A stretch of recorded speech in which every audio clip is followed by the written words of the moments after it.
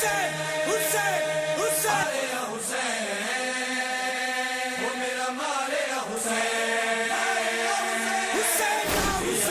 حسین مصطفیٰ حسین فتح حسین شیر نش حسین مشتر حسین مرتضیٰ حسین منتہا حسین فتح حسین حسین حسین حسین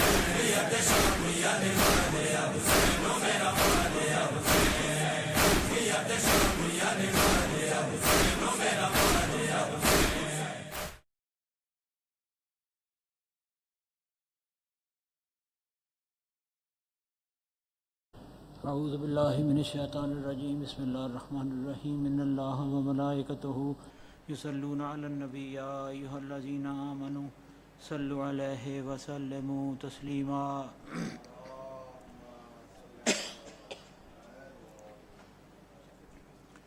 بسم اللہ الرحمن الرحیم روی فاطمۃ الزہرا علیہ السلام بنت رسول اللہ صلی اللہ علیہ وآلہ وسلم قال سمعت فاطمہ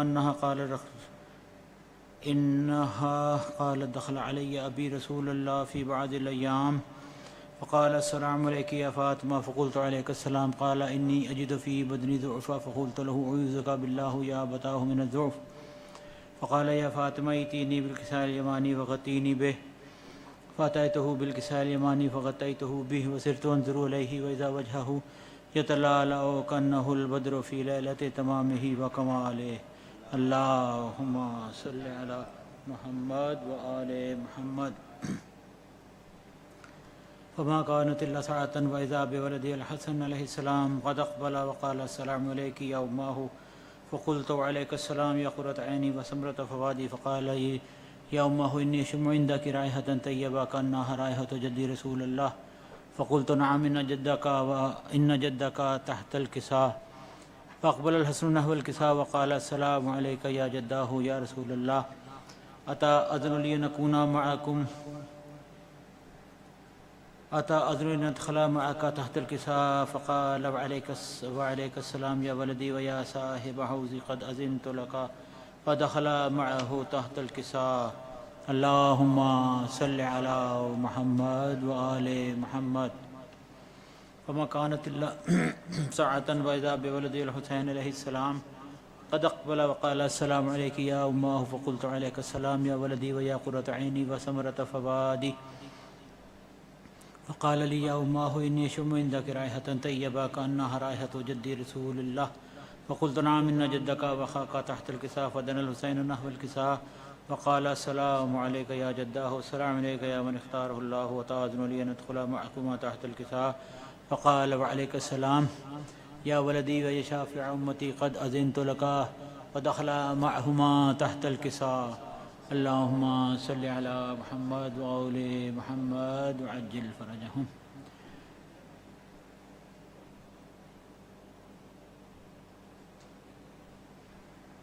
فأقبل عند ذلك أبو الحسن علي بن أبي طالب وقال السلام عليك يا بنت رسول الله فقلت عليك السلام يا أبا الحسن ويا أمير المؤمنين فقال يا فاطمة إني أشم عندك رائحة طيبة كأنها رائحة أخيه وابن عم رسول الله فقلت نعم ها هو مع ولديك تحت الكساء وأقبل علي نحو الكساء وقال السلام عليك يا رسول الله أتأذن لي أن أكون معكم تحت الكساء قال له وعليك السلام يا أخي يا وسيئي وخليفتي وصاحب لوائي قد أذنت لك فدخل علي تحت الكساء اللهم صل على محمد وآل محمد ثم أتيت نحو الكساء وقلت السلام عليك يا أبتاه يا رسول الله أتأذن لي أن أكون معكم تحت الكساء قال وعليك السلام يا بنتي ويا بضعتي قد أذنت لك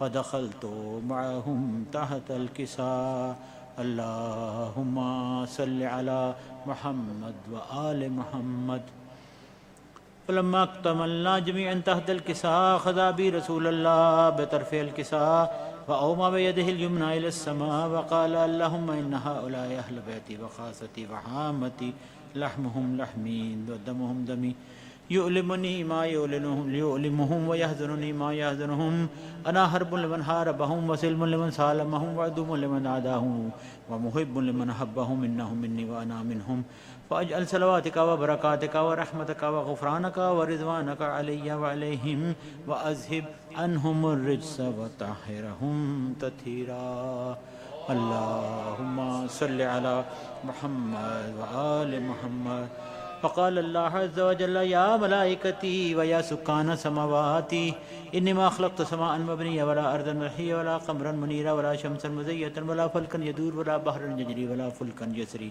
إلا لأجلكم ومحبتك هؤلاء الخمسة الذين هم تحت الكساء اللهم صل على محمد وآل محمد فقال الأمين جبريل يا ربي ومن تحت الكساء فقال عز وجل هم أهل بيت النبوة ومعدن الرسالة هم فاطمة وأبوها وبعلها وبنوها اللهم صل على محمد وآل محمد فقال جبريل يا ربي أتأذن لي أن أهبط إلى الأرض ليكون معهم سادسا فقال نعم فقال الله نعم قد أذنت لك فهبط الأمين جبريل وقال السلام عليك يا رسول الله العلي الأعلى يقرئك السلام ويخصك بالتحية والإكرام ويقول لك وعزتي وجلالي إنما خلقت سماء مبنية ولا أرضا ملهية ولا قمرا منيرا ولا شمسا مزية ولا فلكا يدور ولا بحرا يجري ولا فلكا يسري إلا لأجلكم ومحبتكم وقد أذن لي أن أدخل معكم فهل تأذن لي يا رسول الله فقال رسول الله وعليك السلام يا أمين به الله إنه نعم قد أذنت لك فدخل جبريل معنا تحت الكساء اللهم صل على محمد وآل محمد فدخل جبريل معنا تحت الكساء فقال لأبي إن الله قد أوحى عليكم يقول إنما يريد الله ليذهب عنكم الرجس على البيت ويطهركم تطهيرا اللهم صل على محمد وآل محمد فقال علي لأبي يا رسول الله أخبرني ما لجلوسنا هذا تحت الكساء من الفزع عند الله فقال النبي صلى الله عليه وآله وسلم والذي بعثني بالحق نبيا واصطفاني بالرسالة نجيا ما ذكر خبرنا هذا في محفل من محافل أهل الأرض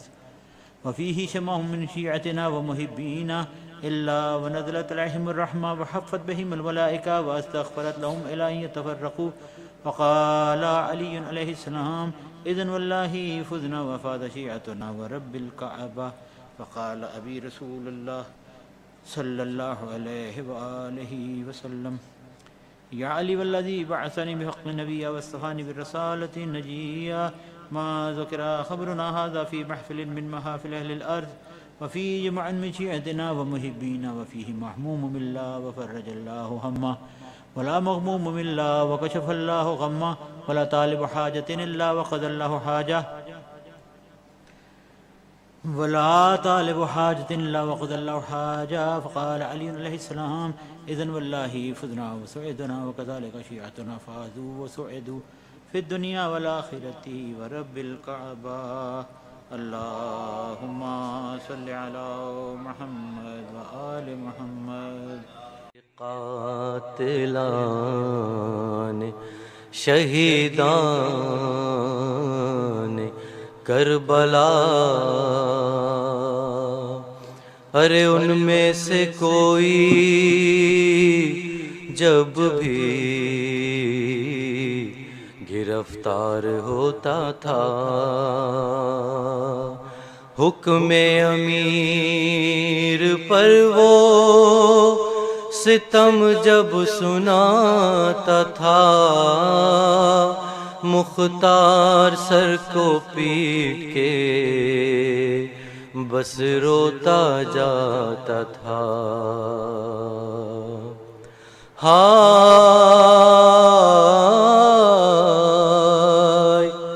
ایک روز تھا یہ کوفے کے دربار کا سما ابن نمیر اپنے ستم کرتا تھا بیاں، توڑی تھی میں نے سینہ اکبر میں جب سنا، ارے اٹھتا تھا شور خیموں سے،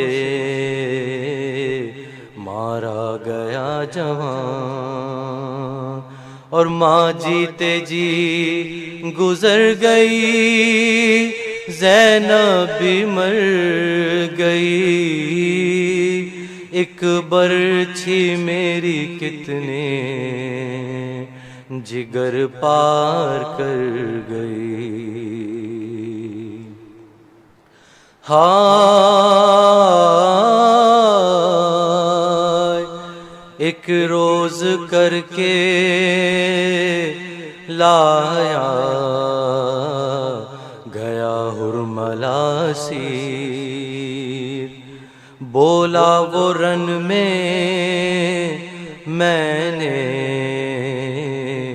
چلائے تھے 3 تیر، اس وقت پہلا تیر چلایا تھا اے امیر، ارے بھر کر چلا جو مشق کو مظلوم کا سفیر، مشکیزے سے جو تیر میرا پار ہو گیا، ایسا لگا کہ قتل علمدار ہو گیا۔ ہائے بولا نہیں یہ کرب کا ہے دوسرا مقام، لائے جو اپنی گود میں بے شیر کو امام، سوکھی زباں پھراتا تھا، سوکھی زباں پھراتا تھا، ہونٹوں پہ تشنہ کام، یوں قطع ابن زہرا کا میں نے کیا کلام، ہل ہل گیا لحد میں جگر بو تراب کا، ہر مقتل میں نہر ہو گیا بچہ رباب کا۔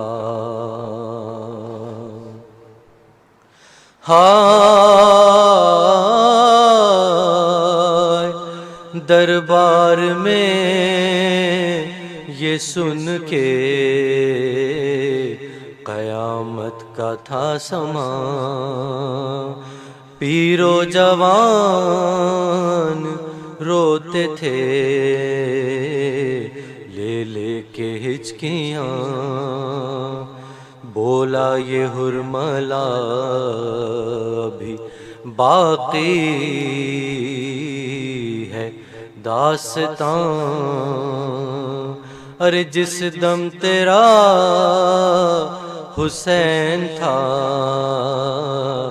تیروں کے درمیان، وہ تیر آخری تھا جو میں نے چلایا تھا، اس تیر نے حسین کو زیں سے گرایا تھا۔ ہائے پھر شوروا حسین کا اٹھتا تھا بار بار، لا حول ولا قوة الا باللہ العلی العظیم، حسبنا اللہ ونعم الوکیل، نعم المولا ونعم النصیر۔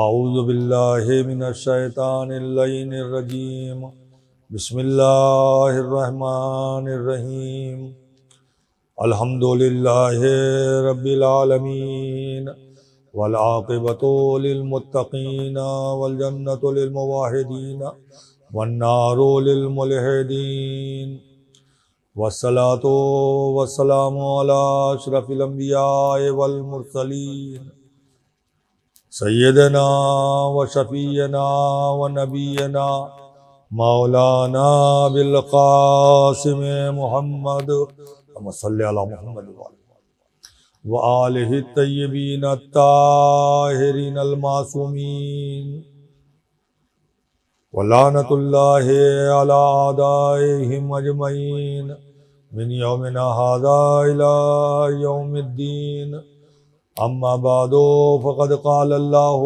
سبحانہ وتعالی فی القرآن المجید وقولہ الحق بسم اللہ الرحمن الرحیم ان الدین عند اللہ الاسلام صلوات بر محمد وعلی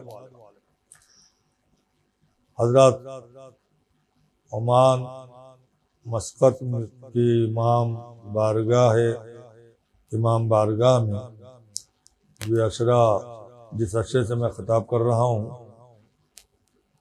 اس عشرے کا موضوع ہے اسلام اور مسلمان۔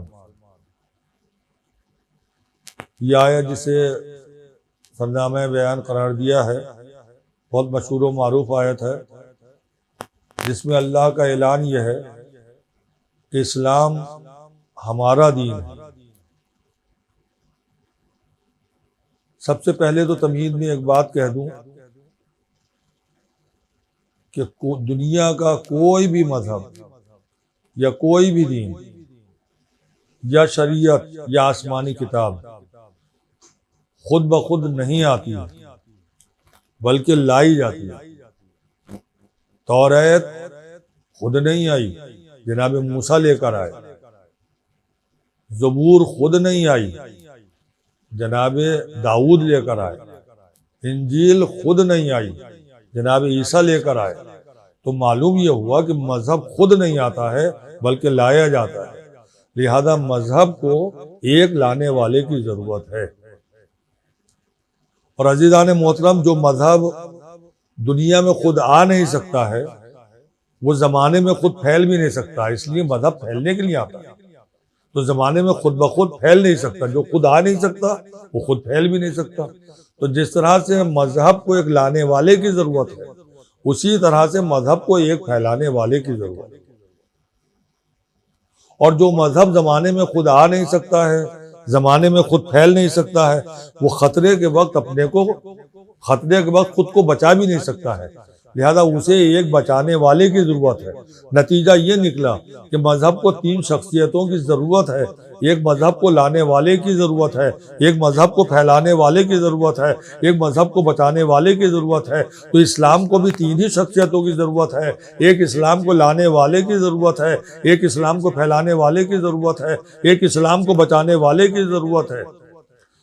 آج ہمارے اوپر ایک اعتراض ہوتا ہے کہ یوں تو معصومین کی تعداد زیادہ ہے، مگر ہماری مجالس میں، ہماری محافل میں، ہمارے جلسوں میں 3 معصومین کا تذکرہ زیادہ ہوتا ہے، 3 معصومین کے فضائل زیادہ بیان ہوتے ہیں، حضور کے فضائل زیادہ بیان ہوتے ہیں، اس کے بعد مولا کائنات کے فضائل زیادہ بیان ہوتے ہیں، اور امام حسین علیہ السلام کے فضائل و مصائب زیادہ بیان ہوتے ہیں۔ تو 3 کا تذکرہ زیادہ کیوں ہوتا ہے؟ تو اس کا جواب یہ ہے کہ اسلام کو بھی 3 ہی شخصیتوں کی ضرورت ہے، ایک اسلام کو لانے والے کی ضرورت ہے، ایک اسلام کو پھیلانے والے کی ضرورت ہے، ایک اسلام کو بچانے والے کی ضرورت ہے۔ ہم محمد کے فضائل بیان کرتے ہیں تو یاد رکھیے گا، محمد نام ہے اس شخصیت کا جو اسلام کو لے کر آیا ہے۔ ہم علی کے فضائل بیان کرتے ہیں تو علی نام ہے اس شخصیت کا جس نے زمانے میں اسلام کو پھیلایا ہے۔ ہم حسین کے فضائل زیادہ بیان کرتے ہیں تو حسین نام ہے اس شخصیت کا جس نے اپنا سب کچھ قربان کر کے اسلام کو بچایا ہے۔ صلوات پڑھنے پر محمد وآل محمد، اللہم صلی علی محمد وآل محمد۔ تو اسلام کو ایک لانے والے کی ضرورت ہے، ایک اسلام کو پھیلانے والے کی ضرورت ہے، ایک اسلام کو بچانے والے کی ضرورت ہے۔ اسلام اور مسلمان کے عنوان سے آج میں ابتدا یہاں سے کرنا چاہتا ہوں کہ دین اسلام اللہ کا دین ہے، جیسا کہ ابھی میں نے کہا ان دین عند اللہ الاسلام، اللہ کا پسندیدہ دین، اللہ کا دین اسلام ہے۔ تو جب اللہ کا دین اسلام ہے تو دنیا میں جتنے ادیان پائے جاتے ہیں، جتنے مذاہب پائے جاتے ہیں، ان تمام ادیان و مذاہب میں سب سے بہتر، سب سے اعلیٰ، سب سے اچھا دین اسلام کو مانا جائے۔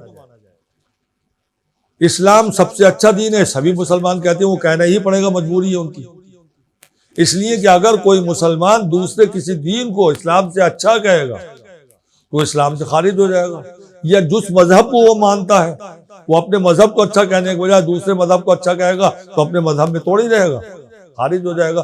تو مسلمان کہے کہ دین سب سے اچھا ہے، یہ کوئی قیمتی بات نہیں ہے۔ اگر غیر مسلم کہے کہ اسلام سب سے اچھا ہے تو اس کی یہ قیمت پیدا ہو جاتی ہے۔ تو میں غیر مسلم ایک بہت بڑے مصنف، بہت بڑے محقق، دنیا کے عیسائی مذہب سے ان کا تعلق تھا، برنارڈ شاہ ان کا نام تھا، بہت بڑے مصنف ہیں، بہت بڑے محقق ہیں، انہوں نے دنیا کے تمام ادیان اور تمام مذاہب کا مطالعہ کیا اور دنیا میں جتنی قومیں ہیں ان تمام قوموں کا مطالعہ کیا، اس کو ایک کتاب لکھی، اور کتاب کا خلاصہ جو انہوں نے لکھا ہے وہ میں آپ کے سامنے پیش کر رہا ہوں۔ برنارڈ شاہ نے لکھا کہ دنیا میں بہت دین پائے جاتے ہیں، لیکن تمام ادیان اور تمام مذاہب میں سب سے بہترین دین اگر کوئی ہے تو وہ دین اسلام ہے۔ یہ کوئی مسلمان نہیں کہہ رہا، یہ عیسائی مذہب کا ماننے والا مصنف اور محقق کہہ رہا ہے۔ اس نے پوری تحقیق کرنے کے بعد، ہر مذہب کی تحقیق کرنے کے بعد اس نے یہ لکھا کہ سب سے بہترین دین اسلام ہے۔ لیکن پہلا جملہ تو بہت میٹھا ہے، لیکن دوسرا جملہ مسلمانوں کے لیے بہت کڑوا ہے۔ اس نے کہا جتنے ادیان پائے جاتے ہیں سب میں بہترین دین اسلام ہے، اور جب قوموں کا جائزہ لیا تو اس نے لکھا کہ جتنی قومیں دنیا میں پائی جاتی ہیں ان میں سب سے بدترین قوم کا نام ہے مسلمان۔ تو ہماری سمجھ میں یہ بات نہیں آتی، جب اسلام سب سے اچھا ہے تو مسلمان بھی سب سے اچھا ہونا چاہیے۔ یہ کیا ہوا کہ اسلام تو بہت اچھا ہے مگر مسلمان بہت برے ہیں، اسلام بہترین دین ہے مگر مسلمان بدترین قوم۔ یہ بات سمجھ میں نہیں آتی، بہت غور کرنے کی ضرورت ہے کہ دنیا بھر میں آج آپ بھی اس حقیقت سے واقف ہیں، کوئی ملک ایسا نہیں، کوئی جگہ ایسی نہیں، ہر جگہ پہ مسلمان بدنام ہیں، جھوٹے مسلمان ہیں، غیبت کرنے والے مسلمان ہیں، حسد کرنے والے مسلمان ہیں، دہشت گرد مسلمان ہیں، یہ ساری برائیوں کے دھبے ہمارے دامن کے اوپر۔ آخر کیوں ہیں یہ دھبے؟ اچھا دین ہونے کی وجہ سے اچھے مسلمان کیوں نہیں بن سکے؟ اللہ کا دین اسلام سب سے اچھا دین، اللہ کے ماننے والے، اسلام کو ماننے والے مسلمان سب سے برے۔ آخر اس کا سبب کیا ہے؟ میں اور آگے بڑھ کے کہنا چاہتا ہوں، اسلام سب سے اچھا، مسلمان سب سے برے۔ اس کے بعد اللہ نے دین اسلام کو حضور سرور کائنات اپنے محبوب کے حوالے کیے، اور جب حضور اسلام لے کر اس دنیا میں آئے تو اتنی بلندیوں پر فائز ہو کر دنیا میں آئے کہ خود قرآن نے کہا یہ خلق عظیم پر فائز ہے۔ کبھی کہا یاسین، کبھی کہا طٰہٰ، کبھی کہا یا ایھا المزمل، کبھی کہا یا ایھا المدثر، کبھی رحمت للعالمین کہا، کبھی سراجم منیر کہا۔ یہ تو قرآن میں اللہ کہہ رہا ہے، لیکن خود جو کافر تھے، جو حضور کو مانتے نہیں تھے، نہ نبی مانتے تھے، نہ ان کی نبوت کا کلمہ پڑھتے تھے، انہوں نے بھی صادق کہا اور امین کہا۔ تو اتنی بلندیوں پر فائز نبی جن کی نبوت کا کلمہ ہم سبھی پڑھتے ہیں، نبی بہت اچھے ہیں، لیکن نبی کی نبوت کا کلمہ پڑھنے والے بہت اچھے کیوں نہیں؟ یہ سوچنے کی بات ہے یا نہیں ہے؟ یہ غور کرنے کا محل ہے یا نہیں ہے؟ اس بات کی توجہ دینی چاہیے، نہیں دینی چاہیے؟ نبی بہت اچھے ہیں مگر نبی کی نبوت کا کلمہ پڑھنے والے مسلمان پوری دنیا میں بدنام ہیں۔ آخر اس کا سبب کیا؟ اور آگے بڑھ کے دو باتیں اور کہنا چاہتا ہوں۔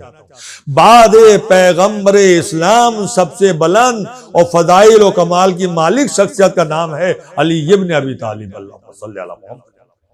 میرے مولا بعد پیغمبر اسلام سب سے بلند، خود رسول خدا نے کہا علی کو کسی نے نہیں پہچانا مگر میں نے اور خدا نے پہچانا ہے، خدا کو کسی نے نہیں پہچانا مگر میں نے اور علی نے پہچانا ہے، مجھے کسی نے نہیں پہچانا مگر علی اور خدا نے پہچانا ہے۔ اور کبھی کہا علی مع الحق والحق مع علی، علی حق کے ساتھ ہے، حق علی کے ساتھ ہے۔ کبھی کہا انا مدینۃ العلم و علی بابھا، یہ مولا کائنات کے فضائل حضور سرور کائنات کی زبان سے ادا ہو رہے ہیں۔ تو بعد پیغمبر اسلام سب سے بلند اور فضائل و کمالات کے مالک ہیں میرے مولا، اور ہم جتنے بھی ہیں غلامان حیدر کرار کہلاتے ہیں، یہ نہیں کہلاتے۔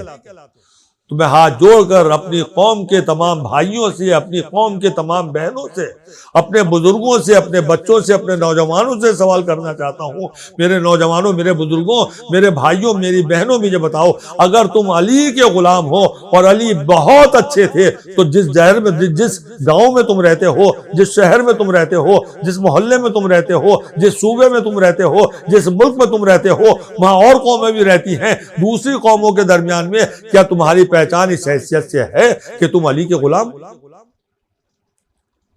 سوچ کے بتاؤ، جس محلے میں تم رہتے ہو، اس محلے میں جو دوسری قومیں رہتی ہیں، کیا وہ اس حیثیت سے آپ کو پہچانتی ہیں کہ یہ علی کے چاہنے والے ہیں اس لیے سچے ہیں، یہ علی کے چاہنے والے ہیں اس لیے امین ہیں، یہ علی کے چاہنے والے، علی کے دوست ہیں، علی سے محبت کرنے والے ہیں اس لیے چوری نہیں کریں گے، یہ ڈکیتی نہیں کریں گے، یہ کسی کا برا نہیں چاہتے ہیں، یہ علی والے ہیں؟ اگر یہ پہچان ہے آپ کی، یہ پہچان آپ نے بنائی ہے کہ دنیا کی ساری قومیں آپ کے کردار کو دیکھ کر، آپ کے اخلاق کو دیکھ کر، آپ کے عمل کو دیکھ کر بے اختیار پکارتی ہیں یہ علی والے ہیں، یہ قابل اعتبار ہے۔ اگر یہ پہچان بنائی ہے تو آپ کو غلام مولا کائنات کہنے کا حق حاصل ہے۔ اور اگر یہ علیحدہ سے پہچان ہماری نہیں ہے کہ ہم علی والے ہیں اس لیے سچے ہیں، ہم علی والے ہیں اس لیے غیبت نہیں کریں گے، ہم علی والے ہیں جھوٹ نہیں بولتے ہیں، ہم علی والے ہیں کسی کا برا نہیں چاہتے ہیں، ہم علی والے ہیں ہم حسد نہیں کرتے ہیں، ہم علی والے ہیں چوری نہیں کرتے ہیں، ہم علی والے ہیں یہ غیبت نہیں کرتے ہیں، تو اگر یہ پہچان بنی ہے تو یقیناً آپ کو علی کا غلام کہنے کا حق حاصل ہے۔ اور اگر یہ پہچان اپنے گاؤں میں، اپنے ملک میں، اپنے شہر میں، اپنے محلے میں ہم نہیں بنا سکے ہیں تو ہمیں علی کا غلام کہلانے کا حق حاصل نہیں۔ اور گھروں میں رہنے والی میں اپنی بہنوں سے سوال کرنا چاہتا ہوں، یقیناً تم کنیز جناب فاطمہ زہرا، فاطمہ زہرا کا مرتبہ کتنا بلند ہے، اللہ نے انہیں کائنات کی تمام عورتوں کا سردار بنایا۔ جناب حوا سے لے کے آج تک اور آج سے لے کے قیامت تک جتنی عورتیں دنیا میں آئیں گی ان سب کی سردار جناب سیدہ ہیں یا نہیں ہیں؟ ان کا مرتبہ اتنا بلند ہے کہ حضور سرور کائنات سب سے بلند ہے، بعد خدا سب سے بلند ہے۔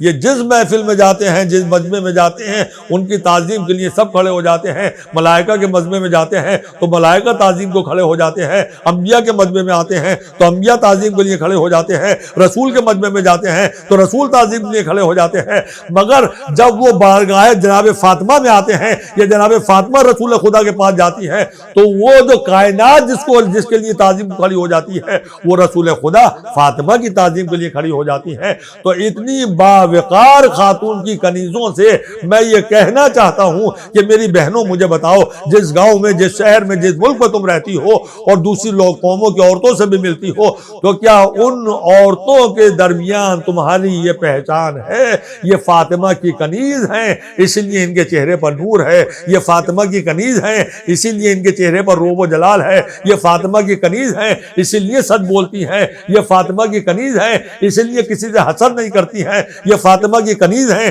اس لیے کسی سے جلتی نہیں ہے، یہ فاطمہ کی کنیز ہیں اس لیے کسی کی نقل نہیں اتارتی ہیں، یہ فاطمہ کی کنیز ہے اس لیے باوقار۔ اگر یہ پہچان آپ نے بنائی ہے دوسری قوموں کی عورتوں کے درمیان اور وہ آپ کے جناب سیدہ کے توسط سے وہ آپ کو پہچان نہیں ہے تو یقیناً آپ کو کنیز فاطمہ کہنے کا حق حاصل ہے۔ اور اگر یہ پہچان نہیں ہے تو آپ کو معاذ اللہ، تو آپ کو میں ہاتھ جوڑ کے کہوں گا کہ آپ کو کنیز فاطمہ کہنے کا حق حاصل نہیں ہے۔ لہذا اگر تم یہ چاہتی ہو کہ تمہیں دنیا کی عورتیں کنیز فاطمہ کے نام سے پہچانے، اور تمام میں اپنے بھائیوں سے کہنا چاہتا ہوں، اگر تم یہ پہچان بناؤ کہ آپ کو غلام علی کی حیثیت سے لوگ پہچانے اور نبی کی نبوت کا کلمہ پڑھنے والوں کی حیثیت سے تمہیں پہچانے، تو اگر اس حیثیت سے پہچاننے لگیں گے لوگ تو نبی والا کہلانے کا بھی، نبی والے کہلاتے ہوئے بھی تمہیں فخر ہوگا، علی کا غلام کہنے کا حق بھی تمہیں حاصل ہو جائے گا، اور فاطمہ کی کنیز کہلانے کا حق بھی ہماری بہنوں کا حاصل ہو جائے گا۔ ایک مرتبہ صلوات پڑھ دیں بر محمد وآل محمد، اللہم صلی علی محمد وآل محمد۔ تو سب سے پیاری بات جو میں اس مجلس میں اس وقت کہنا چاہتا ہوں وہ یہی ہے کہ نبی والے ہیں تو نبی کی سیرت پر عمل کر کے دکھائیں، ہم علی والے ہیں تو علی کی سیرت پر عمل کر کے دکھائیں، اور بہنیں فاطمہ کی کنیزیں ہیں تو سیرت فاطمہ کو اپنے گھر میں رائج کر کے دکھائیں۔ اگر نبی کی سیرت اور علی کی سیرت اور فاطمہ کی سیرت ہمارے گھروں میں داخل ہو جائے گی تو پوری دنیا میں جو مسلمان بدنام ہیں یہ بدنامی نیک نامی سے تبدیل ہو جائے گی۔ آج ہر مسلمان دنیا میں یہ فریاد کرتا ہوا نظر آتا ہے کہ پوری دنیا میں مسلمانوں کو بدنام کر دیا ہے، دہشت گرد مسلمان ہے، جھوٹ بولنے والا مسلمان ہے، چوری کرنے والا مسلمان ہے، قتل کرنے والا مسلمان، ساری برائیاں مسلمان کے دامن کے اوپر ہیں۔ تو آخر یہ برائیاں ہمارے مقدر کیوں بنی؟ یہ بدنامی کیوں ہے ہمارے لیے؟ اس بدنامی کو نیک نامی سے بدلنے کا ذریعہ کیا ہو سکتا ہے؟ ہم کیسے نیک نامی حاصل کریں اور بدنامی سے چھٹکارا پائیں؟ تو اگر ہم مسلمان ہیں تو ہمیں معلوم ہونا چاہیے، اگر ہم نے نبی کی نبوت کو کلمہ پڑھا ہے تو ہمیں معلوم ہونا چاہیے کہ رسول خدا نے آپ کو یہ حکم دیا تھا، طلب العلم فریضۃ علی کل مسلم و مسلمہ، ہر مرد مسلمان کو، ہر مسلمان عورت کو علم حاصل کرنے کی ضرورت ہے۔ اگر بدنامی کو نیک نامی سے بدلنا چاہتے ہو تو علم حاصل کرو۔ رسول نے اپنی نبوت کا کلمہ پڑھنے والے مسلمانوں کو حکم دیا تھا کہ علم حاصل کرو اگر عزت حاصل کرنا چاہتے ہو۔ مولا کائنات اور دوسرے ائمہ معصومین نے اپنی حیات طیبہ میں اپنے سے محبت کرنے والے اور اپنے دوستوں کو یہ حکم دیا تھا کہ علم حاصل کرو۔ نبی نے کہا تھا علم کوئی بھی چیز ہے جسے تمہیں حاصل کرنا، یہ تم اس کے مالک ہو، یہ تمہارے ہاتھ سے چھین کے کوئی اور لیا گیا ہے، لہذا اس علم کو تم دوبارہ حاصل کرو۔ جہاں علم ہوگا، نبی نے فرمایا اور تمہارے مولا نے فرمایا، جہاں علم ہوگا وہیں حکومت ہوگی، جہاں علم ہوگا وہیں سلطنت ہوگی، جہاں علم ہوگا وہیں طاقت ہوگی، جہاں علم ہوگا وہیں قوت ہوگی، جہاں علم ہوگا وہیں عزت ہوگی، جہاں علم ہوگا وہیں وقار ہوگا، جہاں علم ہوگا وہیں اچھی پہچان ہوگی۔ اور جب علم نہیں رہے گا تو عزت نہیں، ذلت مقدر بنے گا۔ اگر علم چلا جائے گا تو حکومت بھی چلی جائے گی، سلطنت بھی چلی جائے گی، طاقت بھی کم ہو جائے گی، کمزوری آ جائے گی، نہ کوئی پہچان، نہ کوئی معیار، نہ کوئی وقار، سب کچھ رخصت ہو جائے گا۔ نبی نے کہا علم حاصل کرو گے تو سب کچھ مل جائے گا، اور علم چلا جائے گا۔ اللہ جس قوم کو ذلیل کرنا چاہتا ہے اس قوم سے علم کی پیاس کو واپس لے لیتا ہے۔ جب تک ہمارے پاس علم رہا پوری دنیا میں ہماری عزت تھی، ہماری عظمت تھی، ہمارے پاس طاقت تھی، ہمارے پاس قوت تھی، ہمارے پاس حکومت تھی، ہمارے پاس سلطنت تھی، ہماری پہچان تھی، ہمارا معیار تھا، ہمارا وقار تھا پوری دنیا میں، اور دوسری قومیں ہماری اس طاقت کو مانتی تھی اور ہمیں سلام کرتی۔ جب علم نہیں رہا تو سب کچھ رخصت ہو گیا۔ آپ اٹھا کر دیکھیں تاریخ تو آپ کو معلوم ہوگا کہ 4 صدی عیسوی سے لے کر 8ویں صدی عیسوی تک 500 سال کا زمانہ ایسا بہترین سنہری دور گزرا ہے جہاں 1/3 دنیا کے اوپر، 1/3 دنیا کے اوپر اسلام کی حکومت تھی، مسلمانوں کی حکومت تھی، اور 2/3 دنیا، 2/3 دنیا جو بچی اس پر مسلمانوں کی حکومت کا قبضہ تھا،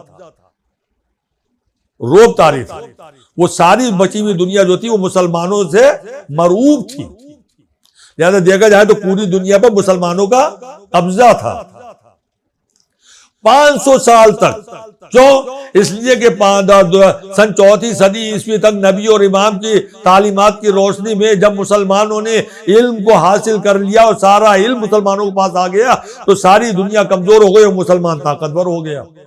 حکومت بھی قائم ہو گئی, سلطنت بھی قائم ہو گئی, عزت بھی مل گئی, وقار بھی مل گیا. نبی نے مسلمانوں کو صاحب علم بنانے کے لیے اپنی حیات طیبہ میں مختلف طریقے آزمائے.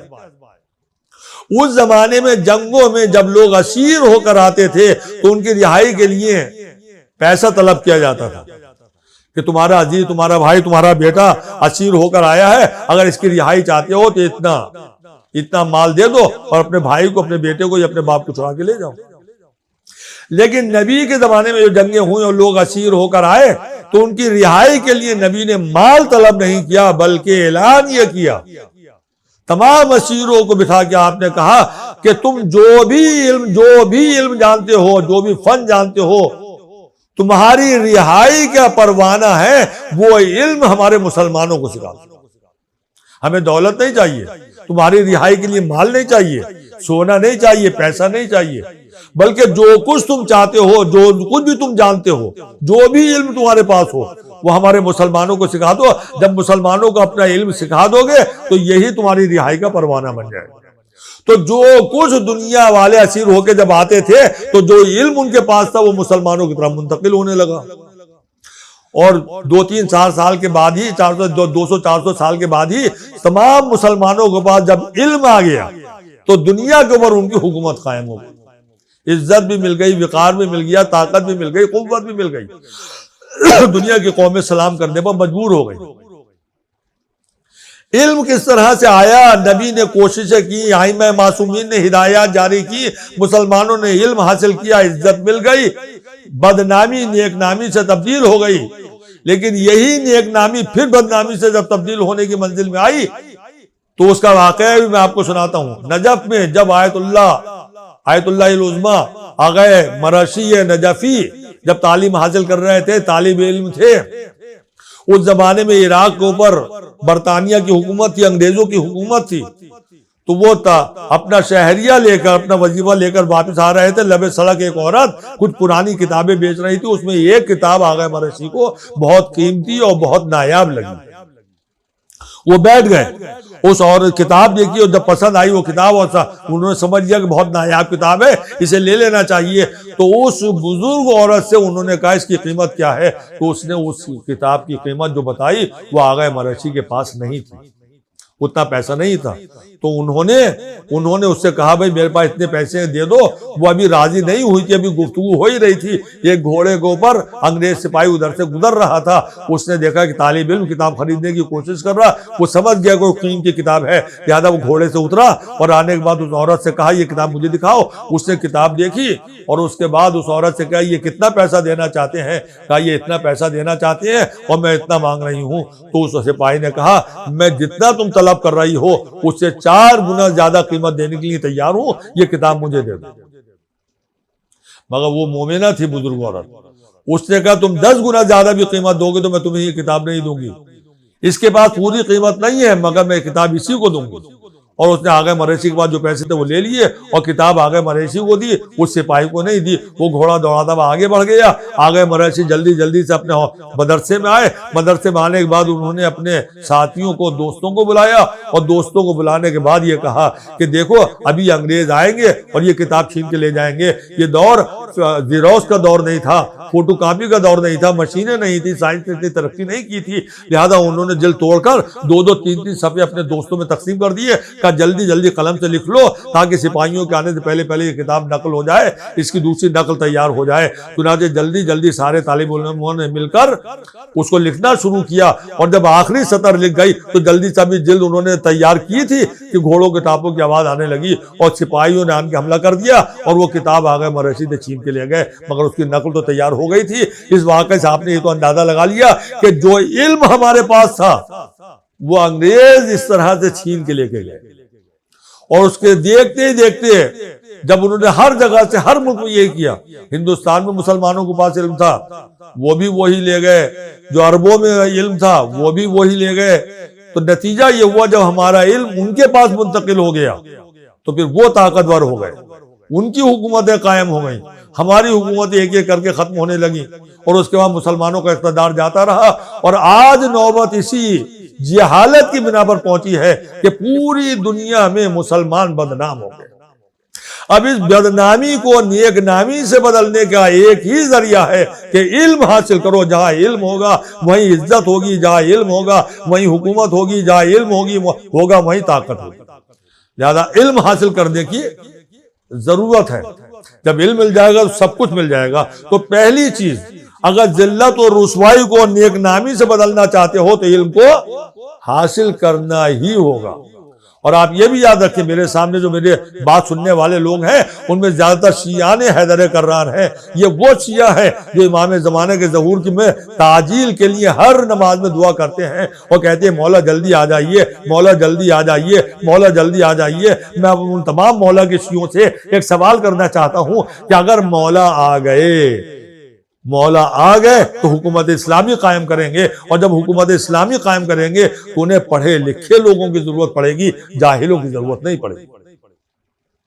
انہیں پڑھے لکھے لوگوں کی ضرورت پڑے گی، انہیں انجینئر چاہیے، انہیں ڈاکٹر چاہیے، انہیں پروفیسر چاہیے، انہیں ٹیچر چاہیے، انہیں سائنسدان چاہیے نہیں چاہیے؟ جاہلوں پر حکومت، کوئی دنیا کی حکومت جاہلوں کے بلبوتے پر نہیں چلتی ہے، پڑھے لکھے لوگوں کے بلبوتے پر حکومت چلتی ہے۔ جس ملک میں جس حکومت میں پڑھے لکھے لوگوں کی تعداد زیادہ ہوگی وہ حکومت مضبوط مانی جاتی ہے، اسی ملک میں امن و چین و سکون قائم ہو جاتا ہے۔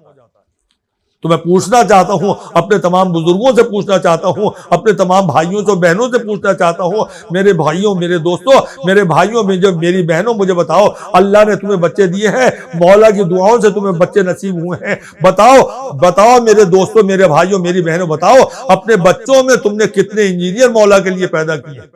مولا آئیں گے تو پوچھیں گے انجینئر بنائے ہیں میرے تمہیں، ہم نے ہمارے بچے جو تمہارے جو بچے تھے وہ ہماری امانت تھے، بتاؤ تم نے انجینئر کتنے بنائے ہیں؟ بتاؤ تم نے ڈاکٹر بنائے ہیں یا نہیں بنائے ہیں؟ بتاؤ تم نے ٹیچر اور پروفیسر بنائے ہیں یا نہیں بنائے ہیں؟ بتاؤ تم نے سائنسداں بنائے ہیں یا نہیں بنائے ہیں؟ کاروباری بھی چاہیے، تجارت کرنے والے بھی چاہیے، کھیتی کرنے والے بھی چاہیے، سب چاہیے میرے مولا کو۔ تو یہ کچھ اگر اللہ نے آپ کو 2-4 بیٹے دیے ہیں، بیٹیاں دی ہیں، تو سب کو تعلیم یافتہ بنانا چاہیے، اس لیے کہ مولا آنے کے بعد ہر ماں باپ سے سوال کریں گے بچے ہماری امانت تھے، تم نے ہمارے لیے کیا تیار کیا؟ سپاہی بھی چاہیے، فوجی بھی چاہیے، سب چاہیے، ڈاکٹر بھی چاہیے، انجینئر بھی چاہیے۔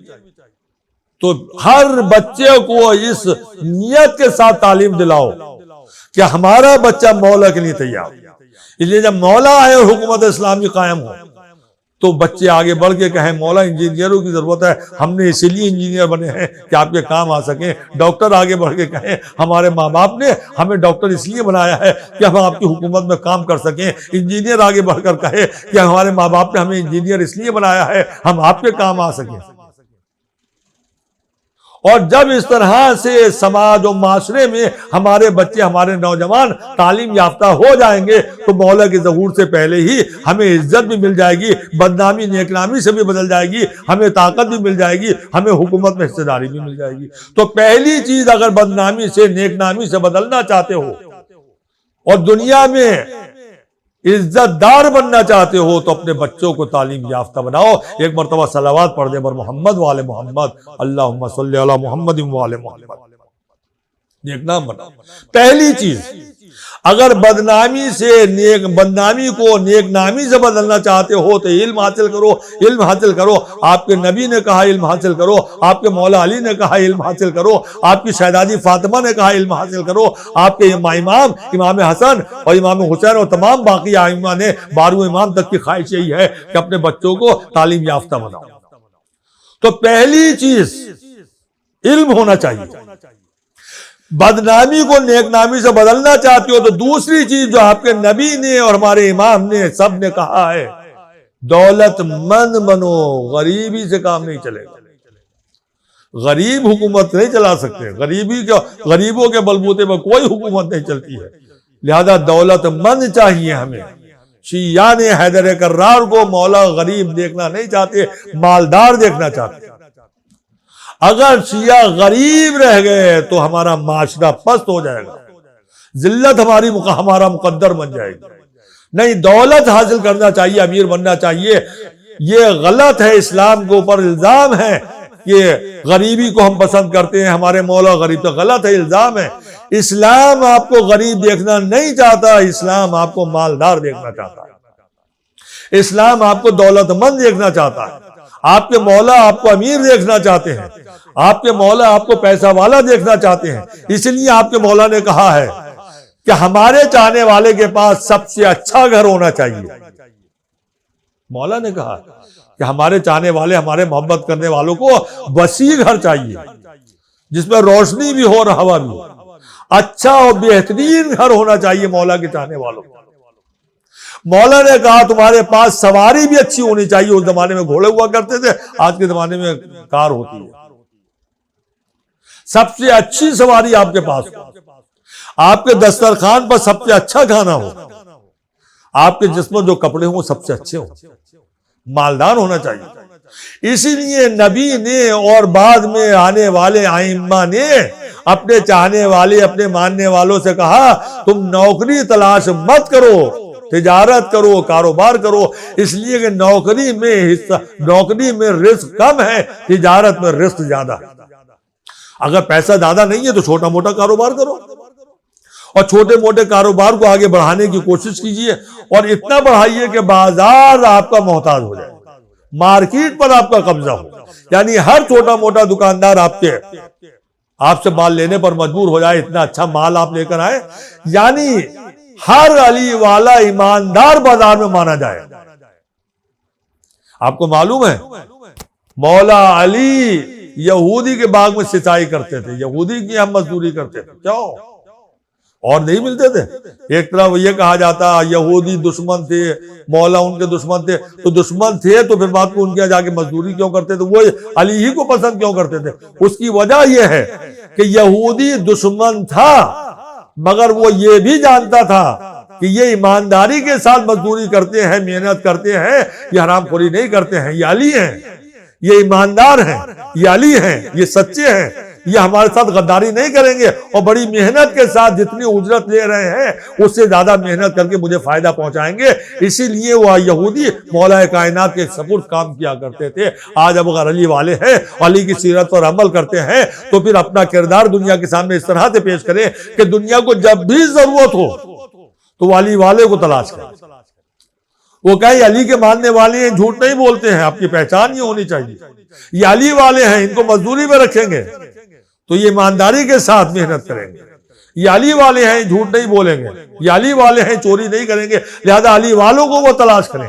اگر آپ کاروبار کرتے ہیں، تجارت کرتے ہیں، تو ہر بازار کا ہر دکاندار یہ کہہ کے آپ کے پاس آئے کہ ان کے اوپر ہمیں اعتبار ہے، یہ جو کچھ بھی مال دیں گے بڑی ایمانداری کے ساتھ دیں گے، اس میں دھوکہ نہیں کریں گے، کم تول کے نہیں دیں گے، ایمانداری ان کی پہچان ہے، سچائی ان کی پہچان ہے، یہ علی والے ہیں، لہذا دھوکہ نہیں دیں گے، یہ علی والے ہیں، جھوٹ نہیں بولیں گے، یہ علی والے ہیں، غیبت نہیں کریں گے، یہ علی والے ہیں، سچے ہیں۔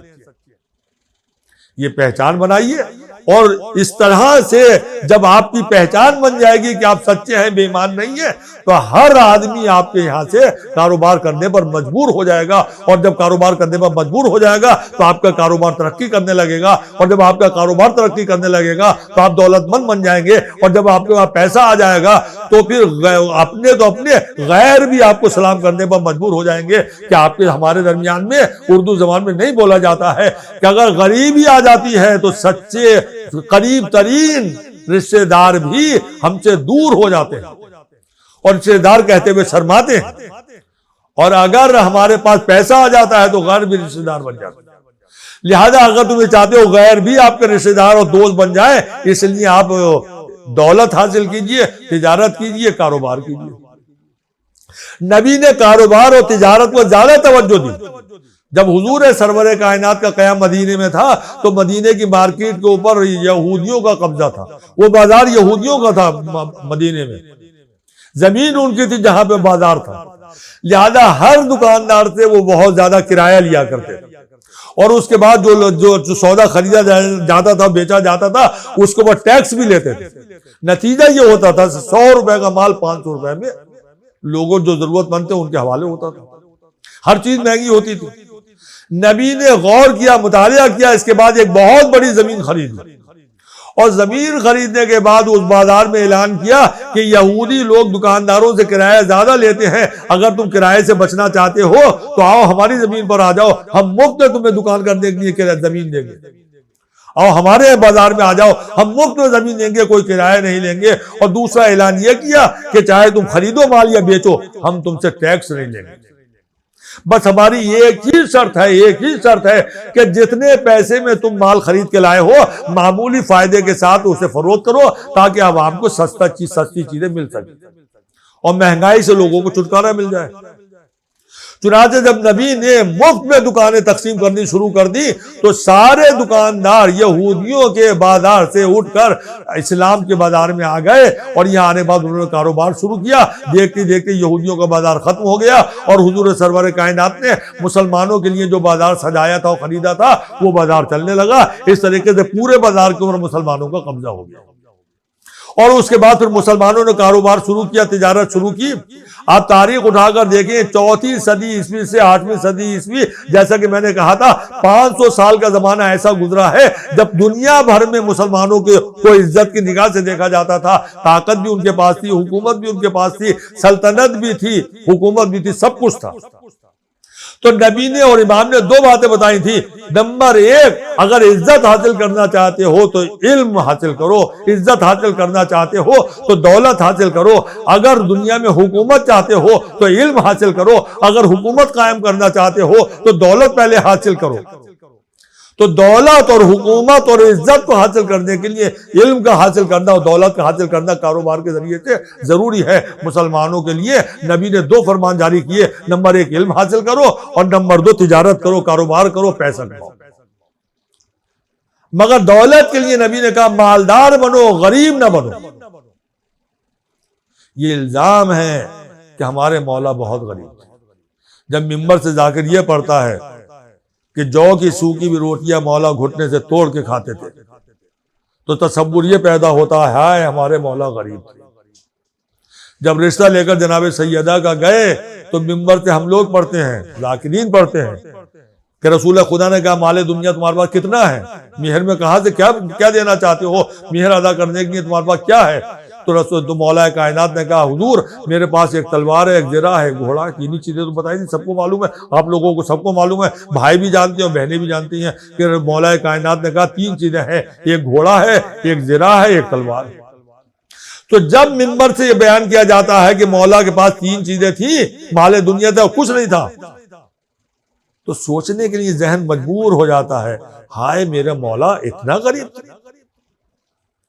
ممبروں سے یہ بہت کم پڑھا جاتا ہے یا نہیں پڑھا جاتا ہے کہ جس دن رسول خدا نے میرے مولا سے یہ سوال کیا ہے جس وقت کہ بتاؤ مال دنیا کتنا ہے, اور وہ جواب دے رہے ہیں ایک گھوڑا ہے, ایک زرہ ہے, ایک تلوار ہے, اسی دن صبح کی تاریخ کوئی نہیں پڑھتا ہے. اسی دن صبح کو تمام زمینوں سے جو مولا کے پاس پیسہ آیا تھا, دولت آئی تھی, وہ لاکھوں درہم و دینار تھے, لاکھوں درہم و دینار تھے جو مولا نے اعلان کیا. اور اس کے بعد وہ درہم و دینار تقسیم کرنے شروع کیے, غریبوں کو بانٹا, یتیموں کو دیا, بیواؤں کو دیا, اسیروں کو دیا, یتیموں کو دیا, اور بانٹتے بانٹتے وہ سارے لاکھوں درہم و دینار جو تھے وہ تقسیم کر کے مولا اٹھ گئے. ایک پیسہ بھی اپنے لیے اپنے گھر کے لیے نہیں روکا تھا مولا نے, اور وہاں سے اٹھ کر آئے تھے, جناب رسول خدا کا پیغام ملا اور وہاں گئے. تو جب مولا کائنات سے پوچھا بتاؤ کیا ہے تمہارے پاس مال دنیا سے, تو انہوں نے 3 ہی چیزیں بتائی تھی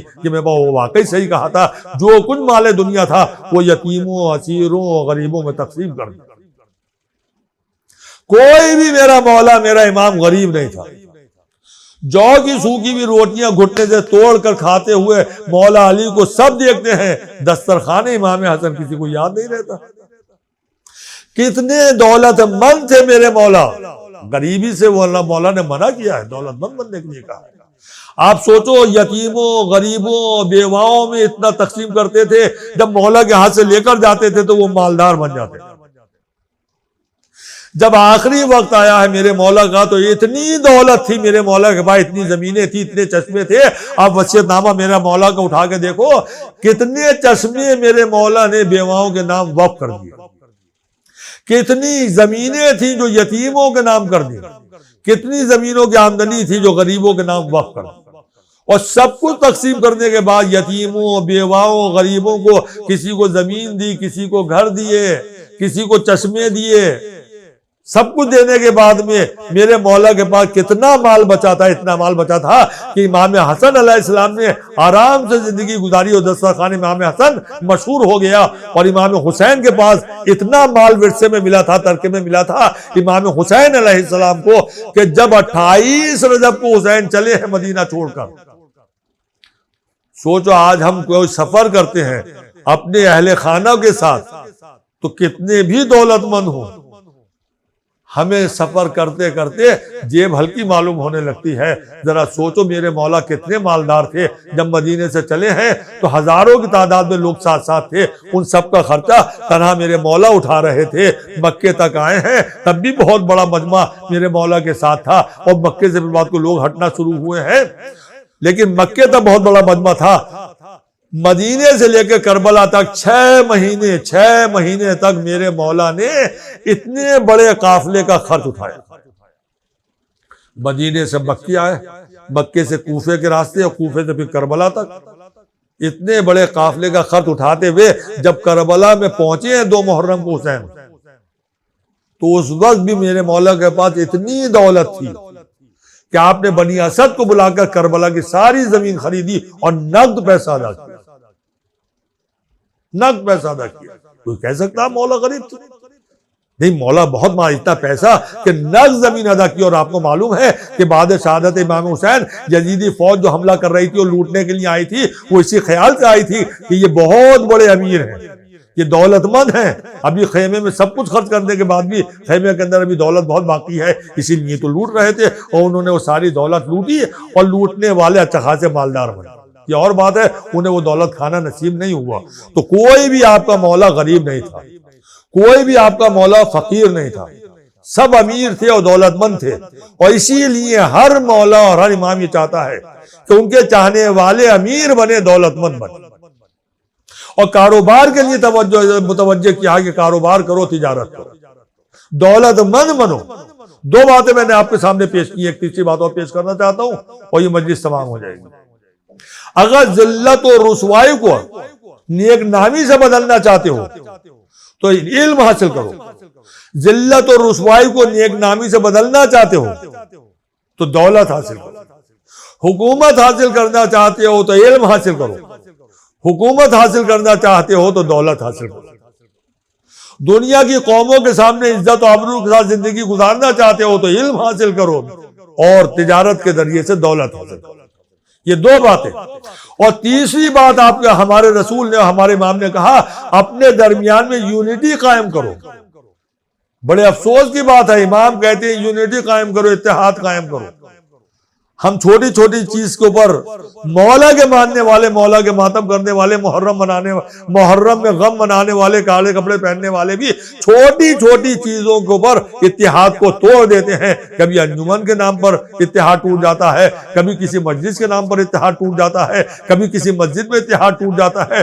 اور اسلام یہ کہتا ہے یونٹی اس طرح سے قائم کرو کہ کوئی علیحدہ نظر نہ آئے. وَاعْتَصِمُوا بِحَبْلِ اللَّهِ جَمِيعًا. اللہ قرآن مجید میں کہہ رہا ہے اللہ کی رسی کو مضبوطی کے ساتھ تھامو. وَلَا تَفَرَّقُوا. اور آپس میں اختلاف پیدا نہ کرو. سب مسلمان ہیں، نہ کوئی شیعہ نہ کوئی سنی، یہ تو ہماری پہچان ہے. مگر اتحاد اور یونٹی قائم کرنے کے لیے سب مسلمانوں کو ایک لائن پر آنا پڑے گا. ہمارے چھٹے امام حسن عسکری علیہ السلام، اللہم صلی علی محمد وعلی، انہوں نے اپنے آخری وقت میں اپنے تمام شیعوں کو جمع کر کے کہا کہ دیکھو شیعوں تو کہا کہ شیعوں میرے چاہنے والے، ہم سے محبت کرنے والے، سنو کہ اگر تمہارے محلے میں کوئی تمہارا بھائی سنی رہتا ہے تو اس کی مدد کرو. اگر وہ غریب ہے تو اس کی مدد کرو. اگر اس کے شادی بیاہ ہے تو اس کی خوشی میں شریک ہو جاؤ. مبارکباد دینے کے لیے جاؤ. اگر اس کے یہاں کوئی بیمار ہے تو اس کی تعزیت کے لیے جاؤ. اگر اس کے لیے کسی کا انتقال ہو گیا ہے تو تعزیت پیش کرنے کے لیے جاؤ. جنازہ اٹھے تو تشییع جنازہ میں شریک ہو. تو سنی اور شیعوں کے درمیان میں اختلاف ختم کرنے پر یونٹی قائم کرنے کی ضرورت ہے. اور میں تو یہ کہتا ہوں اسلامی یونٹی کا مطلب صرف شیعوں کے درمیان یا سنی اور شیعوں کے درمیان میں یونٹی قائم کرنا نہیں ہے، بلکہ اسلامی یونٹی اور اتحاد کا مطلب یہ ہے کہ تمہارے امام یہ چاہتے ہیں، تمہارے رسول یہ چاہتا ہے کہ تم جس شہر میں رہتے ہو، جس گاؤں میں رہتے ہو، جس محلے میں رہتے ہو، جس ملک میں رہتے ہو، اس ملک میں، اس شہر میں، اس محلے میں، اس گاؤں میں جتنی قومیں رہتی ہیں ان قوموں کے درمیان میں اتحاد و اتفاق اور یونٹی کے ساتھ زندگی گزارنے کا نام اسلام ہے. آپ کو یاد ہے کہ رسول خدا کے پاس جب یہودی آتے تھے تو یہ اپنی آبا ان کے لیے بچھا دیا کرتے. اس طرح سے محبت کا ثبوت. کٹر دشمن بھی ہوتا تھا تو اس کی عیادت کو رسول اس کے گھر جاتے تھے. ہمارا وہ اخلاق رسول کہاں چلا گیا؟ ہمارے ذہنوں سے مولا کا یہ اخلاق کہاں چلا گیا؟ لہذا غیروں کے ساتھ بھی یونٹی قائم کر کے رہنا یہ ہے اسلامی یونٹی. اور میں یہ کہتا ہوں، مثال دے کے سمجھایا کرتا ہوں کبھی کبھی، کہ اگر ہمارے محلے میں کوئی غیر مسلم رہتا ہے اور وہاں پہ فساد پھوٹ جائے، کچھ جھگڑا ہو جائے اور خطرہ پیدا ہو جائے، اور وہ غیر مسلم اپنے گھر نہ ہو، باہر ہو، اور اس سے اس کے دوست یہ کہیں کہ ارے تمہارے محلے میں، تمہارے گاؤں میں، تمہارے شہر میں فساد ہو گیا ہے، لڑائی ہو گئی ہے، جھگڑا ہو گیا ہے، تمہارے گھر والوں کو خطرہ ہے، جلدی سے جاؤ، اور وہ پلٹ کے یہ جواب دے کہ نہیں مجھے کوئی خطرہ نہیں، میں مطمئن ہوں. اور وہ کہا کیسے مطمئن ہو؟ تمہارے گھر میں، تمہارے شہر میں فساد ہو رہا ہے. وہ کہے میں اس لیے مطمئن ہوں کہ میرے گھر کی برابر میں کلی والے کا گھر ہے، اور مجھے اس کے اوپر اتنا بھروسہ اور اطمینان ہے کہ چونکہ وہ علی والا ہے، لہذا جب تک علی والا زندہ ہے اس وقت تک میرے گھر کو کوئی خطرہ نہیں ہے. میری بیوی بھی سلامت ہے، میری بیٹی بھی سلامت ہے، میری بہو اور میری بہن بھی سلامت ہے، میرا مال بھی سلامت ہے، اور میرا گھر بھی سلامت ہے. جب تک وہ زندہ ہے جب تک مجھے سوچنے کی ضرورت نہیں ہے. اتنا بھروسہ ہو غیر مسلم کو آپ کے اوپر تو علی والا کہنے کا حق حاصل. یہ ہے اسلامی یونٹی. اگر یونٹی قائم کی، سب سے پہلے اپنے گھر میں یونٹی، اختلاف نہیں ہونا چاہیے. اس کے بعد اپنے خاندان میں یونٹی، اس کے بعد اپنے محلے میں یونٹی، اس کے بعد اپنے گاؤں میں، اپنے شہر میں، اپنے ملک میں یونٹی. اگر یونٹی قائم کر کے زندگی گزاری تو تم جنت کے ہیرے بن جاؤ گے. اور اگر یونٹی توڑ دی تو دوزخ کا کوئلہ بن جاؤ. ہمارے ہندوستان میں ایک بہت بڑے زمانے قدیم میں ایک سائنسداں گزرے ہیں جن کا نام تھا ڈاکٹر سی وی رمن. وہ بہت بڑے سائنسداں تھے. انہوں نے ڈائمنڈ اور کوئلے کے اوپر ریسرچ کی، اور ان کی تحقیق کا جز یہ تھا کہ ڈائمنڈ بھی پتھر سے نکلتا ہے اور کوئلہ بھی پتھر سے نکلتا ہے. پہاڑ ہی سے ڈائمنڈ نکلتا ہے اور پہاڑوں ہی سے کوئلہ نکلتا ہے. کوئلے کان پہاڑ کی ہوتی ہے. تو انہوں نے یہ مطالعہ کیا کہ پتھر کوئلہ کب بنتا ہے اور وہی پتھر ڈائمنڈ اور ہیرا کب بنتا ہے. انہوں نے اپنی ریسرچ کا جو خلاصہ دنیا والوں کے سامنے رکھا تو انہوں نے یہ دنیا والوں کے سامنے پیش کر جو کی اور اپنا خلاصہ پیش کیا ریسرچ کا، تو امریکہ والے سائنسدان نے بھی کہا کہ جو کچھ ڈاکٹر سی وی رمن نے کہا وہ سچ ہے. برطانیہ والوں نے بھی کہا کہ جو کچھ انہوں نے کہا بالکل سچ ہے، اس میں کوئی اختلاف نہیں پایا جاتا ہے. اور تمام دنیا کے سائنسدانوں نے آج تک اس کا اختلاف نہیں کیا. کہا جو ڈاکٹر سی وی رمن کی تحقیق تھی، ریسرچ تھی، وہی آخری. انہوں نے اپنی ریسرچ کیا پیش کی، اس کا خلاصہ یہ تھا. وہ انہوں نے کہا کہ دیکھو پتھر کوئلہ کب بنتا ہے اور پتھر ڈائمنڈ کب بن جاتا ہے. کہا سورج کے جو ایلیمنٹ ہے، وہ ایلیمنٹ سارے کے سارے ایلیمنٹ جب کسی پتھر کے اوپر متحد ہو کر آ جاتے ہیں تو وہ پتھر ڈائمنڈ اور ہیرا بن جاتا ہے. ایلیمنٹ سورج کے جب پتھر کے اوپر آ جاتے ہیں متحد ہو کر تو وہ پتھر بن جاتا ہے ڈائمنڈ، ہیرا. اور یہی سورج کے ایلیمنٹ جب پتھر پر آنے کے بعد منتشر ہو جائیں، کوئی مشرق کی طرف، کوئی مغرب کی طرف، کوئی جنوب کی طرف، کوئی شمال کی طرف، کوئی اوپر کی طرف، کوئی نیچے کی طرف جب منتشر ہو جائیں، مختلف راستوں کی طرف چل پڑے، تو پھر وہی پتھر ہے کوئلہ بن جاتا ہے۔ یعنی یونٹی کے نتیجے میں ڈائمنڈ وجود میں آتا ہے، اور یونٹی اور اختلاف، یونٹی ٹوٹ جانے اور اختلاف کی شکل میں کوئلہ وجود میں آتا ہے۔ اور آپ یاد رکھیں، کوئلہ اور ڈائمنڈ کا مستقبل یہ ہے کہ ڈائمنڈ بینک کے لاکر میں رکھا جاتا ہے اور کوئلہ بھٹی میں جلایا جاتا ہے۔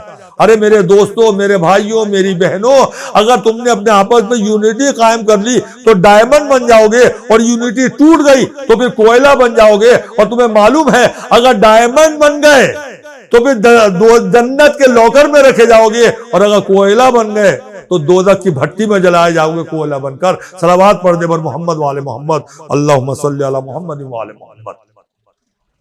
یونٹی میں بہت طاقت ہے۔ آج کی مجلس میں تمام کر دی۔ اس مجلس کا خلاصہ یہ ہے کہ دنیا میں طاقت اور حکومت حاصل کرنا چاہتے ہو، سلطنت حاصل کرنا چاہتے ہو، عزت و آبرو کے ساتھ زندگی گزارنا چاہتے ہو، اور دنیا کی دوسری قوموں کی نظر میں مسلمانوں کو سب سے بلند درجے پر فائز دیکھنا چاہتے ہو، عزت و آبرو کی زندگی گزارتے ہوئے دیکھنا چاہتے ہو، تو نمبر 1 علم حاصل کرو، نمبر 2 تجارت کے ذریعے سے دولت مند بنو، اور تیسری بات ہے آپس میں یونٹی قائم کر کے زندگی گزارو۔ اگر یہ تینوں چیزیں حاصل ہو جائیں گی تو پھر کربلا کا وجود ہوگا۔ اس لیے کہ کربلا کے میدان میں جو امام حسین علیہ السلام کے ساتھ بہت مختصر تھے، مگر تینوں صفتیں ان کو حاصل تھی۔ وہ علم میں بھی باکمال تھے، وہ دولت مند بھی تھے، اور ان کے درمیان میں یونٹی بھی پائی جاتی تھی۔ اور جو یزید کی طرف لاکھوں کی فوج تھی، ان میں تینوں چیزیں محفوظ تھی، ندارت تھی، نہ ان کے پاس علم تھا، نہ ان کے پاس دولت تھی، نہ ان میں یونٹی پائی جاتی تھی، تو ان کے پاس طاقت نہیں تھی، وہ کمزور تھے، یہ طاقتور تھے۔ اور جو طاقتور ہوتا ہے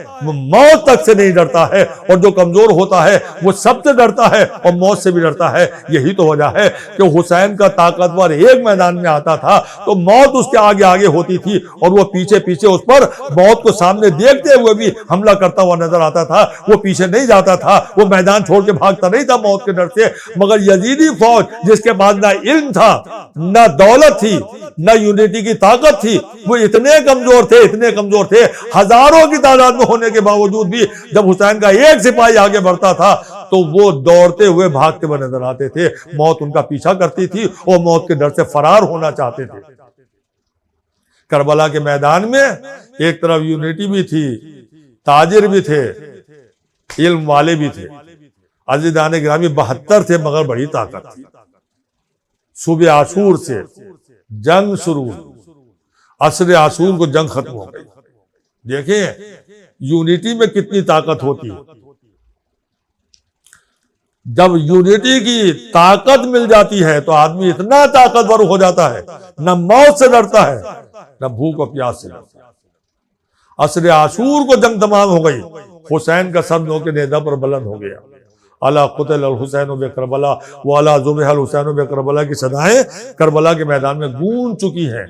اور اس کے بعد ہم یہ کہتے ہیں کہ کربلا والے 3 دن کے بھوکے پیاسے تھے، کربلا والے 3 دن کے بھوکے پیاسے تھے، اہل بیت 3 دن کے بھوکے پیاسے تھے۔ ارے میرے دوستو، جو کربلا میں عصر عاشور کے دن شہید ہو گئے وہ 3 دن کے بھوکے پیاسے تھے، علی اکبر 3 دن کے بھوکے پیاسے تھے، عباس 3 دن کے بھوکے پیاسے تھے، حسین 3 دن کے بھوکے پیاسے تھے، مسلم ابن اوسجہ 3 دن کے بھوکے پیاسے تھے۔ یہ سب کچھ صحیح ہے، لیکن زینب ان کی پیاس کب بجھی؟ ام کلثوم کو کھانے کے لیے پینے کے لیے پانی کب ملا؟ سکینہ کی پیاس کب بجھی؟ مجھے تو کربلا کی تاریخ یہ بتاتی ہے جب تک عباس زندہ رہے، سکینہ اور سکینہ کے ساتھ 32 بچے خیمے کے در پر کھڑے ہو کے کہتے تھے یا امہ ہو الا تک، اے چچا ہمیں پیاس نے مار ڈالا، ہائے چچا ہمیں پیاس نے مار ڈالا۔ لیکن جب عباس کے شان قلم ہو گئے تو پھر سکینہ نے نہیں کہا کہ مجھے پیاس لگی ہے، چچا جان پانی کا انتظام کر دو۔ سکینہ خاموش ہو گئی تو سارے بچوں نے بھی پانی مانگنا بند کر دیا۔ اب سکینہ کی پیاس کب بجھی؟ تاریخ میں بعض لوگ ممبر سے پڑھتے ہیں کہ شام غریبہ میں کہیں سے آب و دانے کا انتظام ہو گیا تھا۔ ارے میری بہنوں، ارے میرے بھائیوں، میرا ذرا سنو اور توجہ کے ساتھ سنو۔ ہمارے گھر میں اگر ایک جنازہ رکھا ہوتا ہے تو ہم اس وقت تک کھانا پانی نہیں کھاتے پیتے ہیں جب تک وہ جنازہ اٹھ نہیں جاتا ہے۔ جن کے دروازے کے اوپر 72 جنازے پڑے ہوں، کہیں عباس کا جنازہ، کہیں عباس کے کٹے ہوئے بازو، کہیں حسین کا زخمی جسم، کہیں علی اکبر کا زخمی کلیجہ، وہ ماں بہنیں کسی کے بھی ہاتھ سے آبودانہ کیسے لے لیں؟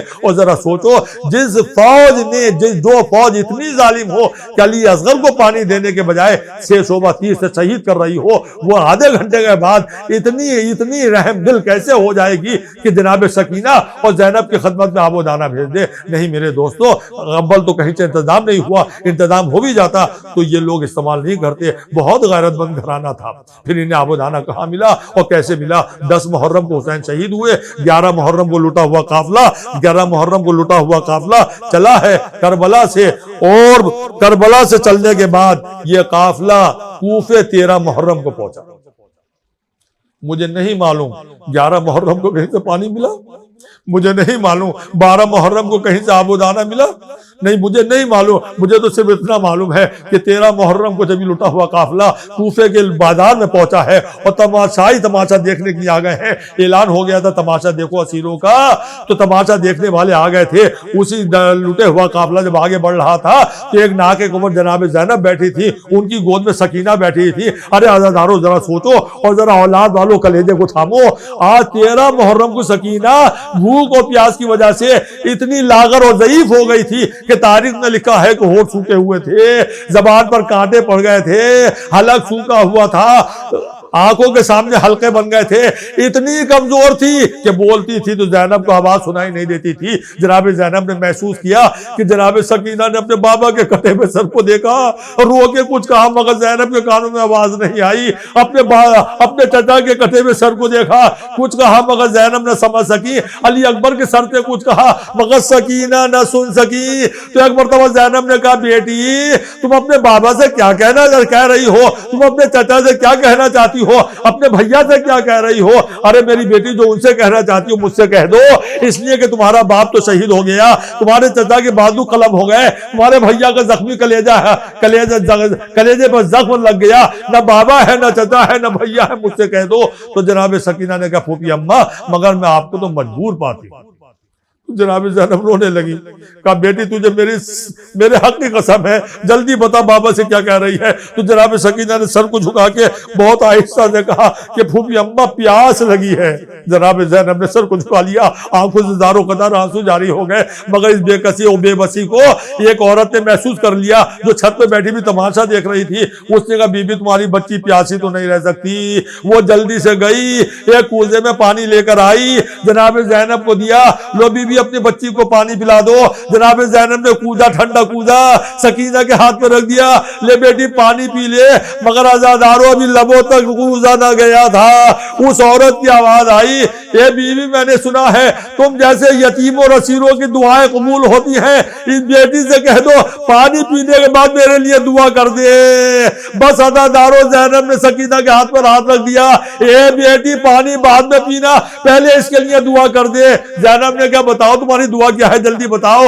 اس نے کہا، میری پہلی دعا تو یہ ہے کہ میرے بچے تم جیسے یتیم اور اسیر نہ ہو۔ لو عزادارو زینب رونے لگی، آنکھوں سے آنسو جاری ہو گئے، مگر سکینہ نے پھٹے ہوئے کرتے کے دامن کو اٹھایا، آسمان کو دیکھ کے کہا، اے اللہ تجھے میرے بابا کے کٹے ہوئے سر کا واسطہ، اے خدا تجھے میرے چچا کے کٹے ہوئے بازوؤں کا واسطہ، اے خدا تجھے میرے بھیا کے زخمی کلیجے کا واسطہ، اے اللہ تجھے میری یتیمی اور اسیری کا واسطہ، اس کے بچے مجھ جیسے یتیم اور اسیر نہ ہو۔ زینب نے کہا، جلدی سے دوسری دعا بتا۔ اس نے کہا، دوسری دعا یہ ہے کہ میں جلد از جلد رسول کے مدینے چلی جاؤں۔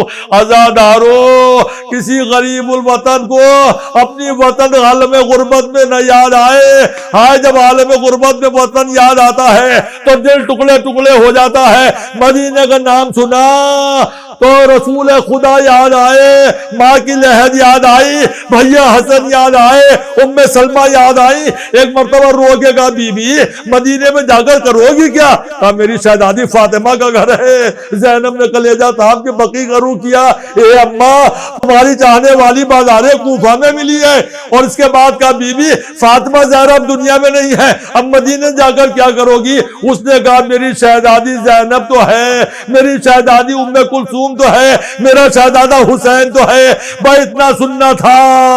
زینب نے کہا اپنی شہزادی اور شہزادے کو پہچانتی ہے، کہا کیسی باتیں کرتی ہو، گہوارہ ہاتھوں سے دھلایا ہے، اپنے ہاتھوں سے کھانا کھلایا ہے۔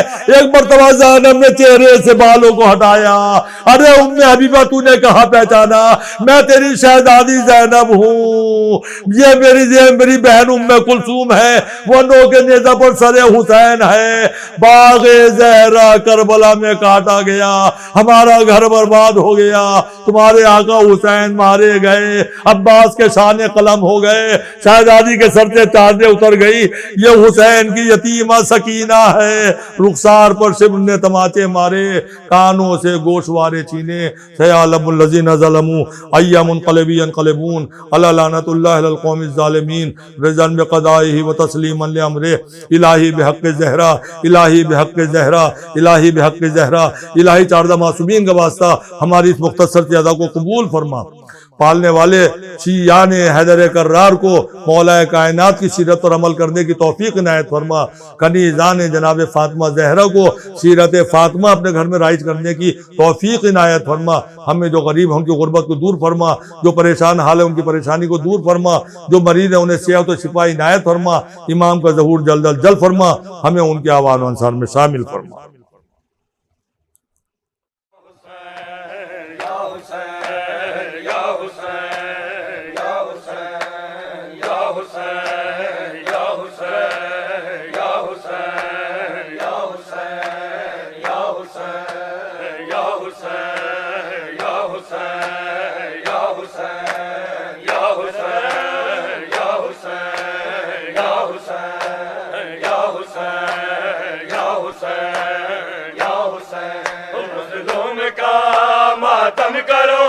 اور چادروں کا غم کرو، جو کربلا میں لٹ گیا زہرا کا چین، یا حسین یا حسین یا حسین، مظلوم کا ماتم کرو اور چادروں کا غم کرو، جو کربلا میں لٹ گیا زہرا کا چین، یا حسین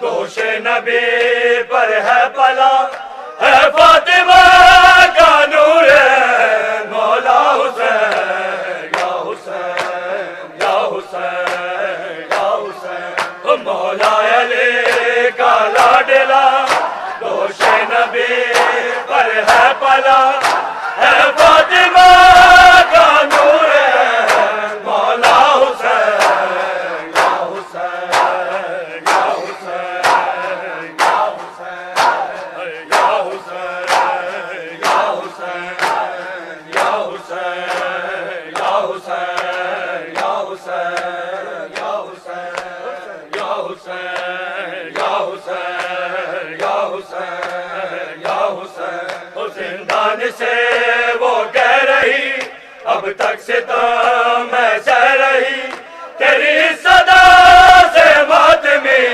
ملتا ہے چین، یا حسین یا حسین یا حسین، زندان سے وہ کہہ رہی اب تک سے تو میں سہ رہی، تیری صدا سے ماتمی ملتا ہے چین، یا حسین یا حسین یا حسین یا حسین یا حسین یا حسین یا حسین یا حسین یا حسین یا حسین یا حسین یا حسین یا حسین، روتی بہت ہے کربلا تجھ کو جو پانی نہ ملا، دریا کنارے رہ گیا پیاسا حسین، یا حسین یا حسین یا حسین، ہے کربلا تجھ کو جو پانی نہ ملا دریا کنارے رہ گیا پیاسا حسین یا حسین یا حسین یا حسین یا حسین یا حسین یا حسین یا حسین یا حسین یا حسین یا حسین یا حسین یا حسین یا حسین وہ زندان سے وہ کہہ رہی اب تک ستم میں سہ رہی تیری صدا سے ماتمی ملتا ہے چین یا حسین یا حسین یا حسین وہ زندان سے وہ کہہ رہی اب تک ستم میں سہ رہی تیری صدا سے ماتمی ملتا ہے چین یا حسین